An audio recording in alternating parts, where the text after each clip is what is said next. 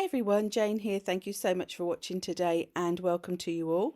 Today I'm going to be working in the Dina Wakley watercolour journal, and I fancy doing something quite relaxing and a little bit abstract, but giving me the opportunity to play around with my mediums today. So I have already stuck some masking tape down the centre of the pages just to help protect the seam of the book. And I have this circle stencil. You don't have to use this particular circle stencil. You could even do different shapes if you wanted for this sort of page. But I'm using this one. You could draw around things. You could use a compass. You could use whatever you liked. And I'm just randomly and like creating some circles, and I'm using a Unipin Fineliner pen. I tend to use about 0.5, 0.6 for when I'm doing this sort of thing. And you will see at times I am even going onto that masking tape in the middle, so I'm just being a little bit careful.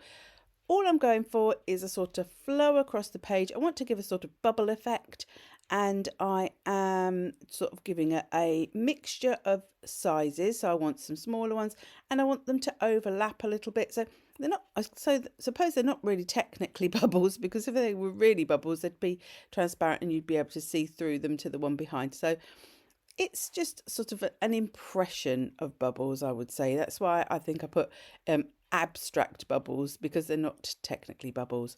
Now, first of all, I decided I was going to use my Distress watercolour pencils to do the colouring in this. But I did a little bit in this circle here, and I really didn't like the effect it was giving me. I don't know whether it was the paper, I don't know if it was the way I was using them. So I decided I would go in with my watercolours. Now, I'm not going to list every colour I used. I'm not going to tell you every colour I used, because I used quite a selection. But in the description box below, I will list the brands I used, and I will list the general products that I used. So in this tin, I have my core on the top row, and then the second row is half core, half Rosa Gallery, and then the whole bottom two rows are Daniel Smith. So I'm just going through to start with different shades of blue and green and a little bit of purple. So I'm sort of trying to go for a cooler vibe. And what I am doing as well is I'm making sure that I am colouring the circles that are not next to each other to start with.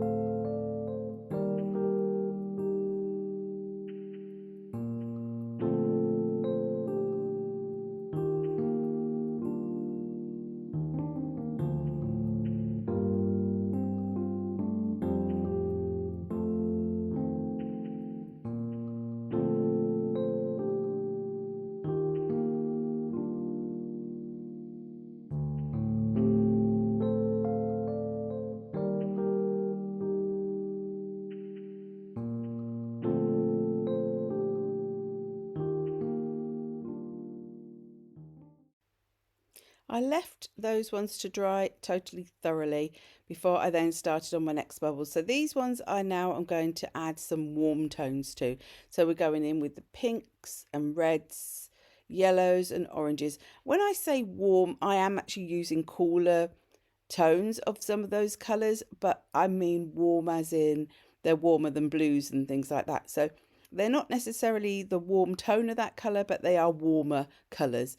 I hope that makes sense. So I just go through again and colour each of these in, leaving each one to dry a little bit well, and I move across the page so that I'm not going to be putting my hand, hopefully, into any of the ones that are still wet.